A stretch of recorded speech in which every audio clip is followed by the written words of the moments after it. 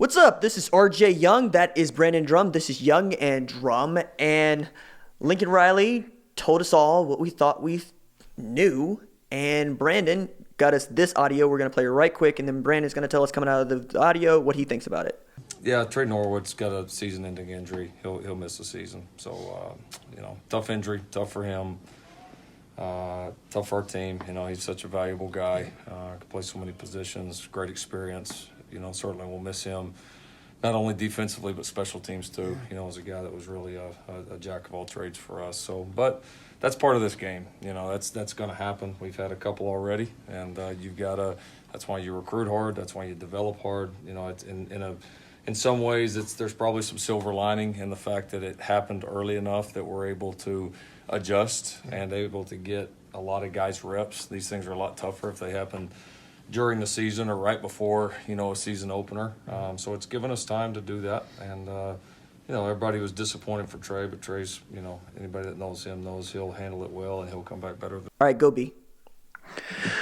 All right, well, look,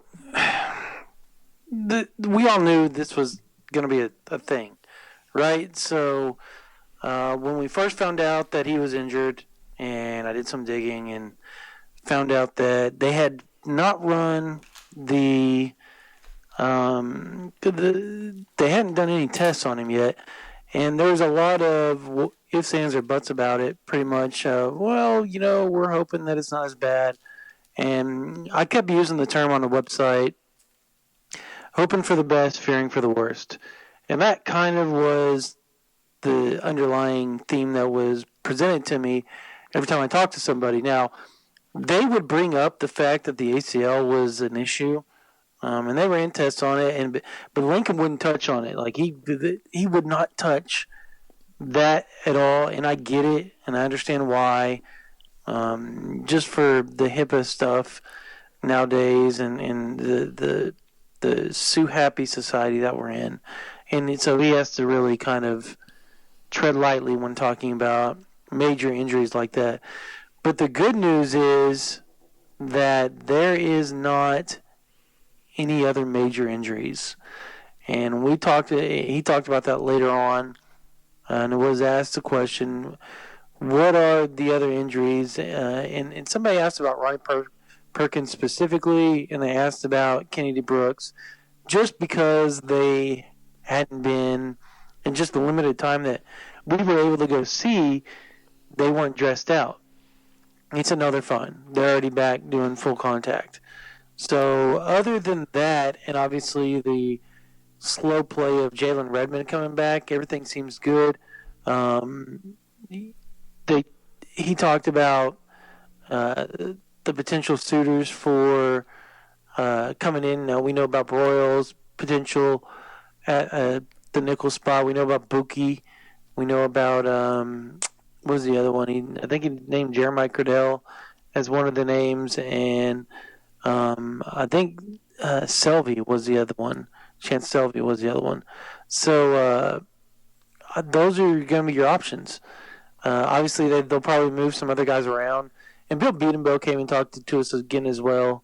So I think we kind of want to touch on that too later on. But that's it for the injury, the Norwood. We knew it.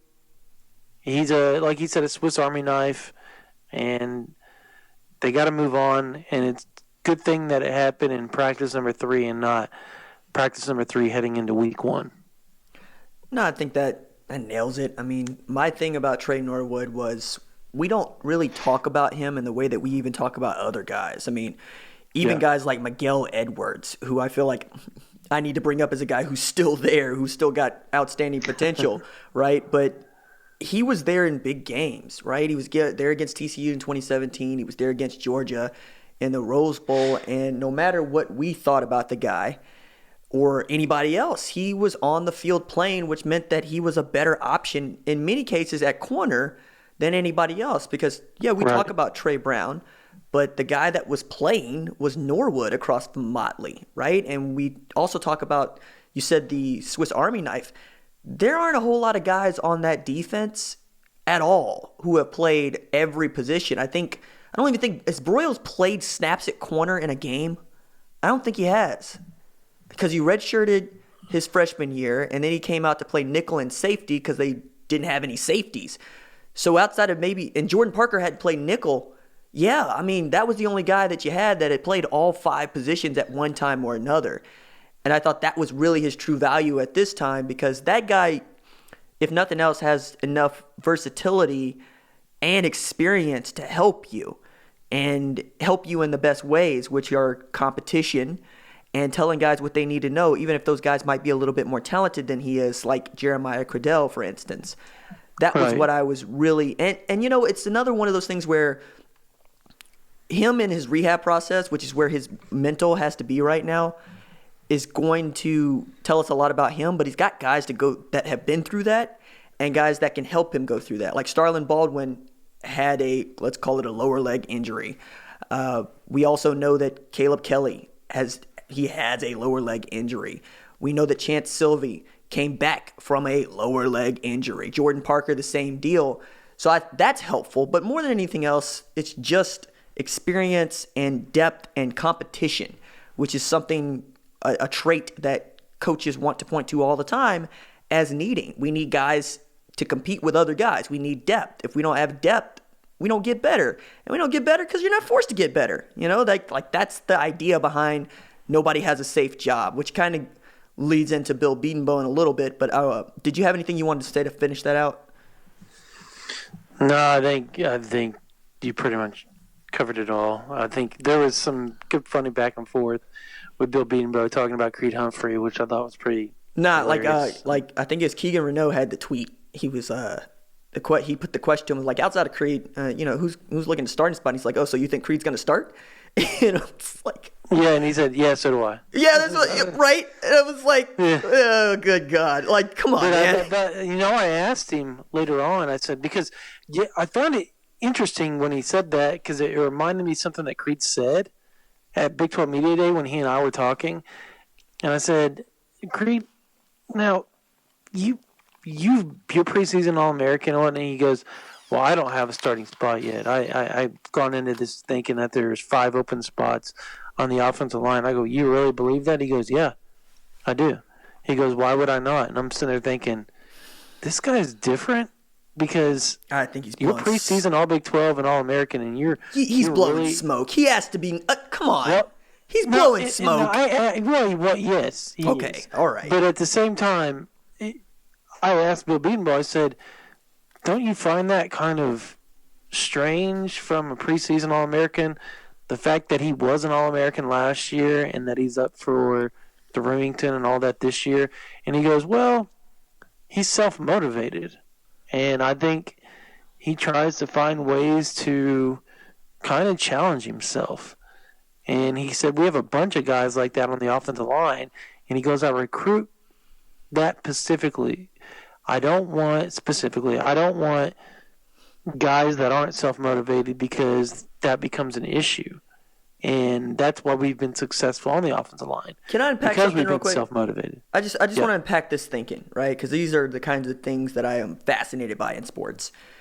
If you know you're the best at what you do, does it hurt you to say, with all humility, but also just say, yeah, I'm good. It's okay. Like, how does that really influence your psyche? How does that change the way you go about your business? I'm not certain that it does. Like, if there was ever a criticism of, for instance, Baker Mayfield, it would be like, yo, man, you're really good. And continuing to tell us that you don't think that you're that good or that you haven't done anything also makes us feel like we're crazy because we watched you do it and we believe in what you were able to do because we've seen it. And that's what Creed Humphrey, like, you've heard Lincoln say this. I've heard Lincoln say this. The most talented guy on the roster last year when Kyler Murray was on the team was Creed Humphrey. And yet you recruit dudes that you're saying, hey, I want them to motivate themselves. Yes, cool, fine. Motivate yourself. Do the things that you need to do to get better. Because we see that in professional ranks. Like, is Kevin Durant one of the best basketball players to ever live? Yes. Is LeBron James one of the best basketball players to ever live? Yes. That does not change their work ethic. I'm fascinated by that idea of you have to have this tunnel vision about how little you have done and how much you don't suck, but you're not that good to get better? That seems counterintuitive, right? Yeah, but I mean, whatever floats your boat. I mean, people find stuff to get pissed off about all the time. No, 100%. I'm that guy. I'm that guy, right? So like I think that's one of the reasons I'm trying to unpack it with you, my buddy, especially as and I mean, yes, because I'm that guy, because I'll find something that somebody said and I will use that against to when I get tired at night or something 100%. like that. I'm like, you know what? Screw that. I'm not gonna let this guy 100%. Beat me on this or whatever like that. So that is, I get it. So I get where Creed's coming from, but at the same time, you're the best center in college football, and the whole world knows it. You might as well kind of own up to it. Yeah. And know that you're going to start. Yeah, don't treat us like we're idiots. Like I would, like, you're so much better at this than me, because I will look at a kid straight up and down and be like, yo, man, stop lying to me. Come on, we're having a conversation here. Treat me like an idiot. Yeah. I mean, and that's not even to just pull the kid's card. It is to say, yo, man, I understand where you are. I understand the setting. I understand not wanting to say anything that's going to get you in trouble. But at the same time, nobody's going to get upset if you said, well, yeah, I mean, there's some other guys that are competing and I'm trying to help them get there because that's my job, right? Because that would be the tack that I would have expected him to take, would have been, hey, we're not going to be very good if I can't help guys get better, right? Because him being good ain't going to help the offensive line be good. It's like my favorite line about Allen Iverson talking about practice. The line isn't we talk about practice. The line is, how is me practicing going to help my teammates get better? Because, where's the lie? Where's the lie? How is you practicing going to make Eric Snow a better shooter? I'm fascinated by that idea. You had also mentioned when we were getting started that Lincoln had talked about some other guys that were standing out. So he talked about Marquise Hayes. He said, and I thought it was crazy because Marquise Hayes was a guy that Bill Bedenbaugh specifically, talked about as well, being a leader. Him and Tyrese Robinson, and then he talked about Lincoln Riley said T.J. Pledger has really gotten bigger, stronger, faster, and has really things are starting to click for him on the offensive side of the ball. So he'll probably be your change of pace guy this year. And I think we all kind of thought that going into this season, that he was going to finally get his chance behind Kennedy Brooks and T.J. Pledger or Trey Sermon. Sorry, but yeah, that's good for Oklahoma that Lincoln Riley sees those guys as players. And then on the other side of the ball, he talked about Brian Asamoah and Ryan Jones. Which I found interesting that Ryan Jones, the two dudes at the bottom of the depth chart. Yeah, that was, and I think, dude, when he said those names, I looked over at everybody in the media, and they're all like, yo, their eyes were just kind of like, yeah. You could tell they were trying to process what he just said. Like, what, dude? You guys have them at the bottom of the depth chart behind 4 other dudes, right? At inside linebacker. How now? Mind you, that they may have had a really good practice that day, so that was probably in the forefront of his mind. But the first 5 or 6 practices, it's all been about the Kenneth Murrays, the Deshaun Whites, the Brian Meads, and the Levi Drapers. Those are the 4 names you heard over and over and over and over and over. And that is the first time I've heard Ryan Jones, other than he's struggling to pick up inside backer. Other than that, I haven't heard that name. Now, we've heard Brian Asamoah is playing better, but to have him as a guy that's standing out, that again bodes well for what we talked about in the last podcast. The depth at the linebacker position is the most athletic and deepest that it's been in probably 5 or 6 years, and that is good for OU. That they feel that confident that the guys on the bottom of the depth chart are that good, are playing that well. That's good for OU. That's good for the defense. Now, let's see that it actually shows up on a Saturday. That's yet to be seen. and we are left to judge that starting September 1st. Can I do conspiracy RJ here for a second? Go for it. You're used to that. Yeah. I'm used to it. Let's go. I think Lincoln is being asked about, or even goes so far as to read the paper.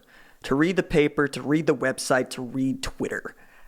I think that they got everybody scouring the news to try to figure out what people are talking about and not to get too ahead of what they're thinking about because they want to insert some, not misinformation, but they want to muddy the picture a little bit because they don't want to feel like we know exactly what they're doing. And we don't know exactly what we're doing, but we got a really good idea.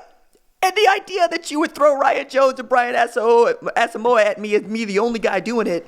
Look, if you've been following me for any length of time, you know that I am a Ryan Jones truther, okay? If anybody would love to be able to put a tidbit out there that says Ryan Jones is the man, it's this guy. And I have got word one from anybody I trust that says Ryan Jones is moving up the depth chart, dude. Like, come on, man.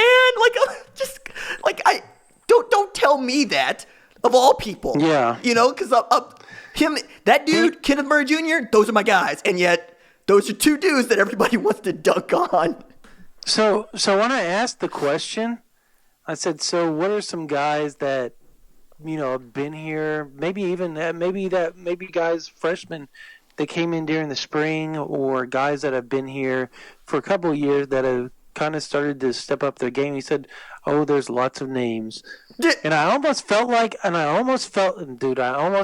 he said those two names because I was the one that asked the question, and he kind of smirked. And I'm going to send you the video. So I was sitting there going, dude, did you say those two names just because I'm the one that asked that question because of the relationship? I don't know. I mean, that literally came through my mind whenever he said those two names. I was like, is he dicking with me right now? Man, look, and I wouldn't have put it past him because I think Lincoln likes to have fun as much as the next dude. He just doesn't want you to let on. I wouldn't, especially because look, Lincoln's a good guy. I know Lincoln. He's a good guy. He knows who I am. Like, it's fun when you're the same age as the reporter because you kind of probably know that they're going to understand when you're joking with them. And I almost thought he was joking with me, but he may not be. We may show up September 1st and see Ryan Jones and Brian Asamoah out there as the backups for Kenneth Murray and Deshaun White. Shock the world. Well, two things on that, right? Number one is I think you're 100% right, but if the microphone is like the recorder's running, they know it's running, right? They know when it's not running. You can have conversations with these dudes, that are just shooting the stuff, as you might say, and they might mess with you, they might not, but generally speaking, when they know when they're being recorded and when they're not. So he's saying that. The second thing that I take away from this is Jonathan Perkins must really not be doing very well. Okay? Like that was what else I was thinking about. It's like, okay, we've seen Deshaun White essentially ascend to the top of the depth chart at will. So we're expecting to see Kenneth Murray Jr., Deshaun White out there more often than we see any other pairing. Levi Draper, we all know that dude's coming on. He's put on good weight. He's playing well. He's got confidence. We all know that Brian Meade showed what he could do last year. We expect that dude to compete for time. And then you throw Brian Asamoah and Ryan Jones to me, and I have yet to hear a word, literally a word, about Jonathan Perkins. I know that he's there. I know that he's playing, but that is not the name. That's not a name that, because you might prompt somebody. You'd be like, who do you like? Who do you like from this group? And there ain't but like 6-7 dudes over there. You know what I mean? It's not a whole lot. So that was the other thing. He's probably 7 or 8. Yeah. That's not good. There may be a walk-on that's above him that's not named Brian Meade too. So I don't know what's going on there. I have asked in crickets on that name. Yeah. So I feel bad for him. I think it was one of those, and from what I gathered, and this sounds bad, it was almost as if he was a take just because he had to be a take because of just the situation. No, I think okay, so I'm going to give you my reporting, right? I'm going to do emptying. When he took his commitment, right? When he made his commitment public, I talked with him just briefly because he ain't a big talker. And even when we text, it was just kind of He's just not into it. But I kind of was backing him into a corner and being like, "Yo, what gives? Why now? I mean, this is odd." It's like, well, because I wanted to secure my spot. Like, okay. I mean, I get that, right? Because if you got dudes because at the time, we're still talking about kiddo that committed to Illinois. His mom was really head on his recruiting linebacker inside. You're talking about dude. St. Louis area. Yeah, gosh dang it. I'm gonna have to look this up because they wanted him. Me. He wanted to be at Oklahoma. Yeah. Really bad. Yeah. And Oklahoma never had a spot for him. Right. I got it because Perkins took that spot. Right. And this kid was really good. It's just he also wanted to go through his recruiting, and he didn't. He kind of eschewed it. And I remember 4-star. Yeah, we talked about him moving on, or OU moving on, because he was just kind of biding his time. And Perkins jumped on his, and this is when Kish was still, very much a linebackers coach, because this is Shamon Cooper. That's who it is. Yes, Shamon Cooper. Yeah, yep. and we were all going, oh man, well, and the more we thought about it, the more you and I kind of just talked about the Ruth class. Ruth is his mom's name, by the way. That's right. Thank you. Yep. But no, like that was the thing. It was, like he wanted to secure his spot. He took the offer that was on the table, and he's here.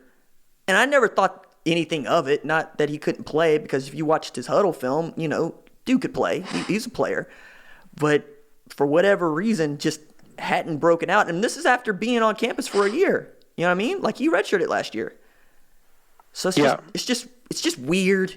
It's just weird that you'd have guys because Asamoah played both ways, and I expected him to take some time to settle in. Another guy that we haven't talked about that has gotten a little bit of run, but not a whole lot, it's Nick Benito.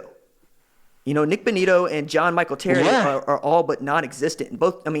Benito John Michael Terry, I think, look. So, from what I'm hearing, and I was told this probably, I think it was after practice number 3 or whatever, that don't be shocked if you see John Michael Terry and or Nick Benito out there more than you do Mark Jackson. Ooh, there's a take. Well, I don't think it was a take. I think it was. No, I mean how it was being ran at that time. No, well, I say take when I mean interesting note. Yeah, and look, I'm trying to wrap my head around that thought, and I still haven't. And there's a reason why I haven't reported that, because I've had 2 guys tell me this, and I don't want to delve into the sources or whatnot, but those 2 are usually very, very reliable in what they say. But at the same time, Mark Jackson has had some pretty good plays at OU, and it's really hard for me to fathom in a speed D when he is a speed rusher, and that's all he's ever been known as. For him not to be able to beat out those 2. And that's not because John Michael Terry struggled. Yeah, and he moved from at every inside other position, to outside. But he is outside now, and he is a freak athlete. So, I saw him walk by as we were walking in to do the defensive interviews on Monday, and he just looks like a complete animal now. And Nick Benito is somebody that you kind of had a feeling would eventually emerge as a player, just because he's South Florida, he's a freak athlete, and what he did at St. Thomas Aquinas is not. If you play there, you've beaten out some really big time players, to be the starter and the star there. And he was a 4-star edge rusher, and it was basically a Texas, Oklahoma, and Florida deal. And if you beat out those 2 for a defensive guy, normally the guy can play. And I think it was only a matter of time, and maybe this the simplicity of Grinch's, terminology has helped him understand the position more, but also that freshman to sophomore year jump. That's big. It always is big. And that was why I was going with Jonathan Perkins, and I'm thinking, man, this should be the year. But to your point about Benito, Look, man, Jaden Davis was in the same defensive backfield as Jordan Battle. All right, Battle went to Alabama. Davis came here. I think the reason that we don't talk more about Nick Benito is because his commitment was overshadowed by Buki's commitment, right? Because they were just days apart. You know what I mean? I want to say they were back to back. Like Benito was like a Friday at the Under Armour All-America game, and like Buki was like a Saturday at the All-America game for when it was still sponsored by Army.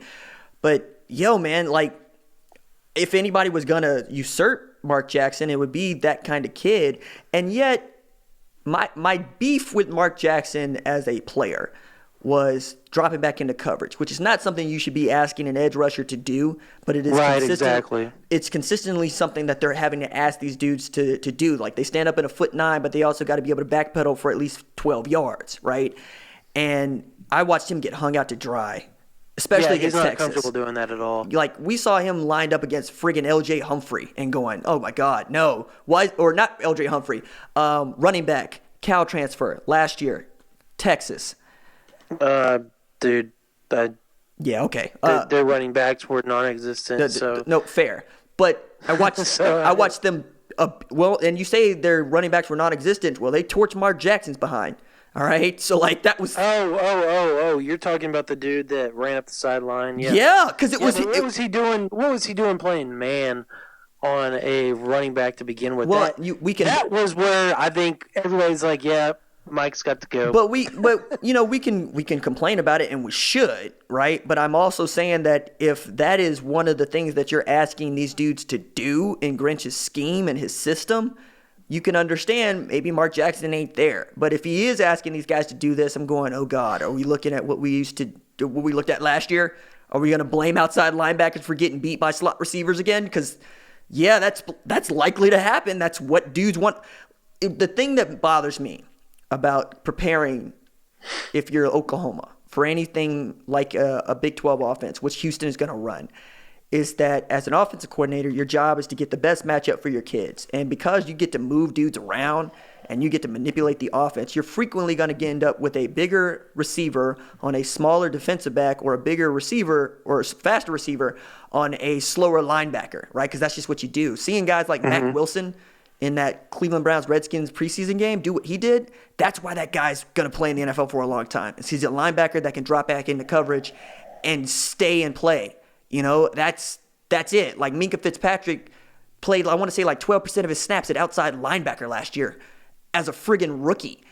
And if you have that kind of dude, you go play him. But if you don't, and you can only use a guy on a pass rush down, that guy can't play for you anymore, because we're gonna flex out and we're gonna just force him to match up. Like, that's why Eric Stryker ran out of the league, is because you just can't afford to give that spot away to just an out-and-out pass rusher. So, which one of these guys can cover at the rush end is my question. Because, like, what are you going to do? You're going to tell that safety to come down and cover? Give cover? Because if you do that, then you got single high up top and you're asking to get torched. I mean, it's a trick bag, man. Like, it's a really sucky position. See, stop myself.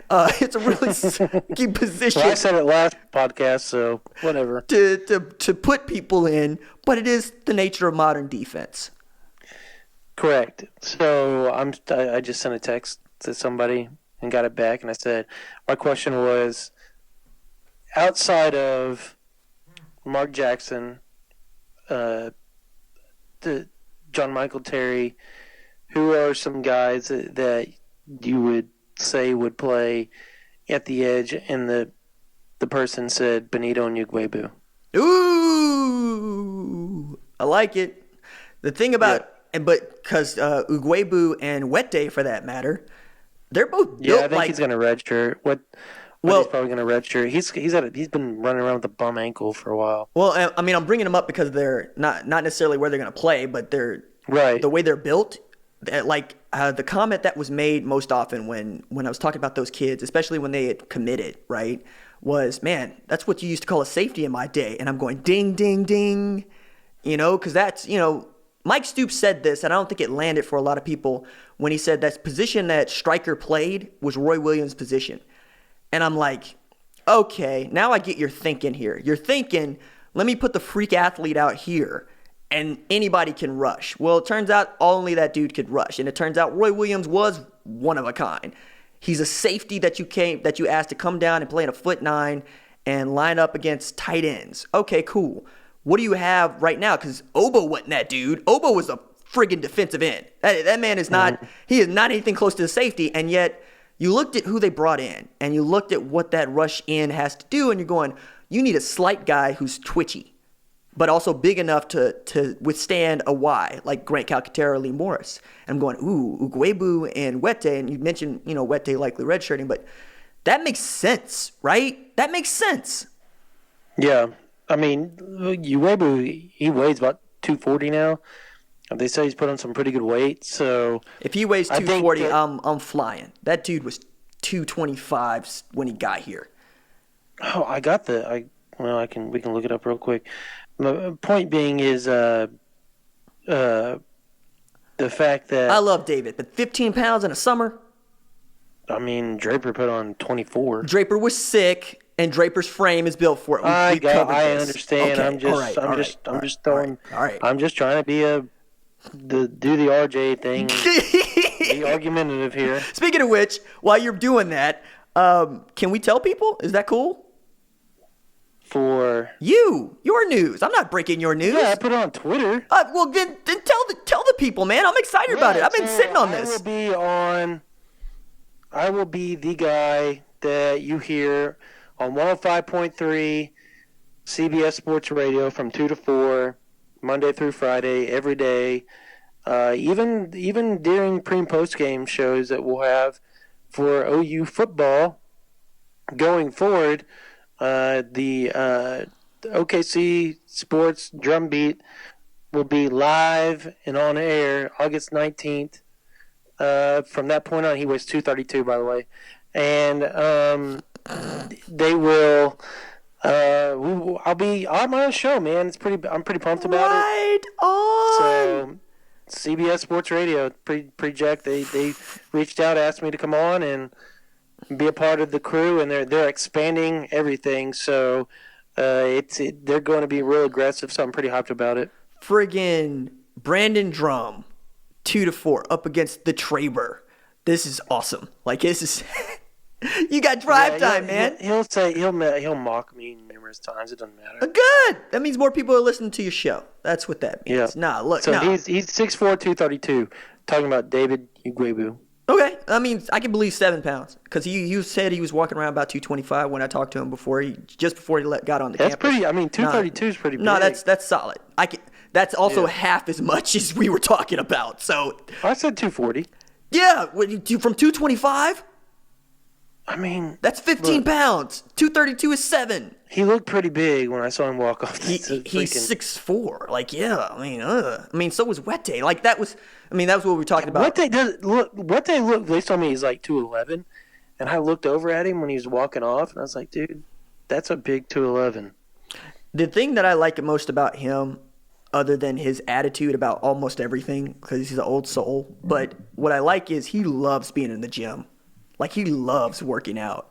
And he loves being with Benny Wiley in the weight room. So, like, I'm not worried about him. Normally, if a dude was a little bit underweight, you'd worry about how much he actually wants to lift or how much he's being asked to do because he might not want to do much. But give that dude, like, a couple years, and we're going to be talking about him being about 240 and still keeping his speed. Like, that's how much I think that dude's upside is. Yeah, I think, and you're talking about Wette, right? Yeah, being an old soul. Yeah, 100%. Definitely. Yeah. For me, I think that he's going to be a guy that could transform, and maybe I don't know how twitchy he is in as far as being able to turn his hips and stuff, but he could be an inside backer potentially. I like him off the edge just because I think he's going to wreak havoc. I think he'll put on the weight that's much needed, but he will. I think it'll take time. I think he is a player that needs a little development just as far as strength and conditioning goes. But once he kind of gets that. To me, he kind of reminds me of Kenneth Mann, who just struggled to add weight like the first year and a half he was on campus. And then all of a sudden it was like, bam, Yeah. just blew up. Yeah. So I think that might be where we're headed with Joseph Wette. And either way, if that's the case, that means he's going to turn out to be a pretty good player. No, 100%. Last question that I had was outside of Neville Gallimore and Dylan Mattel, do you see a freshman that you would – I mean, my guy is Marcus Hicks as the guy that can contribute right away other than at that rush-in position, because I think we spent enough time talking about how loaded it is. Yes. Okay. And you said Davis was one that we already talked about, right? Davis. Jaden Davis. No. I was thinking about defensive line, but yeah, absolutely. We can go defensive back. Defensive line. Oh, yeah. Corey Roberson. Yeah, okay. His name has been brought up numerous times. Literally has been a guy that everybody has said looks like and is playing just unbelievable right now. So he's and and Marcus Stripling. Marcus Stripling. That's right. Yeah. Has been running with the. I got it. When I got this text, I about fell over because I just didn't. I wasn't expecting it, but he's been rotating with the one some with Ronnie Perkins, and then also in the fact that Kenneth Mann's out is also helping some of these guys like a Corey Roberson's getting a lot of playing time right now. So obviously Marcus Hicks, we think the world of and think he's going to be able to play and get into rotation. He's struggling a little bit with that hammy, but once that gets all settled, I think you're right. I think he's going to be a guy that fights in. I think all three of those freshman D linemen, and if you want to throw Uwegbu in there, tongue twister. I had to practice. If you want to throw all five of those dudes in there, I think you probably could and get away with it. Just to sprinkle them some time here or there, get them in the rotation, and I'm not just saying in mop-up duty. I'm saying those guys have the potential and talent to really transform this defense for the future. Yeah. I think that is something that they're banking on. No, because 100%. they brought those guys in, and they think that those guys are super talented. And I think the whole nation knows that OU has really loaded up on defense. The whole nation knows OU is a good scheme away from being decent on defense. Now it's, can they grasp it mentally? Can the freshmen and the younger guys overtake some of the older guys that have struggled and been part of the problem in previous years? And once all that kind of settles and happens, you'll see a better OU defense. But is that going to happen in 2019? Like I said, September 1st on is something we're going to really see and make notice. And as RJ and I both said, look, you can't really bank on September 1st and September 8th being, how things are going to look, because we've seen this rodeo before, and they come out and they, the world beaters the first 2 weeks, and they're back. They're top 15 defense heading into week 3, and they crap on themselves. And I don't know that we're going to see that again this year when they go to UCLA, but I think that's what everybody's going to be waiting for. Are they going to crap on themselves when they go to UCLA and they play a team that's got a good quarterback, a good offense, and loaded with talent? So, talking about Marcus Stripling for just a second, the last time that I saw him live was actually like a year ago. So that's a dude I just haven't had an opportunity to see. But going in one-on-ones at the opening final, there were 3 guys that consistently just beat the hell out of who they're. Now, it's a pass rush drill, right? Offensive linemen aren't going to look that great. But it was Kayvon Thibodeau, who ended up being number 1 at Oregon. He's going to play a lot.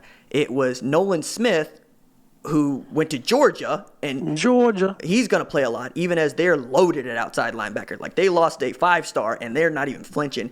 And then it was Marcus Stripling, who from his lower half to his middle third, all 3 of the guys that I just mentioned, Kayvon Thibodeau, Nolan Smith, and Marcus Stripling, are built the same.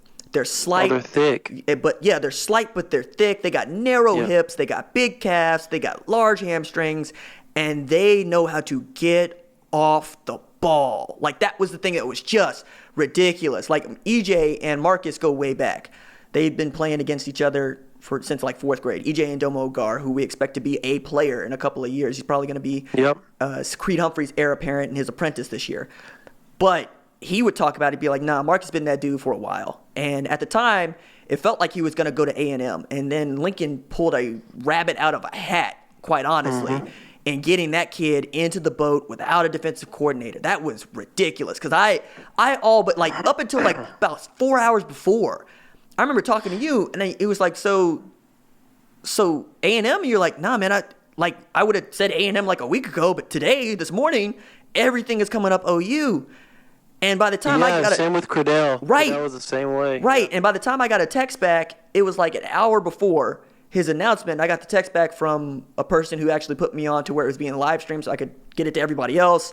And that was the reason that I found out. He's like, I'm telling you because this is good news for Oklahoma.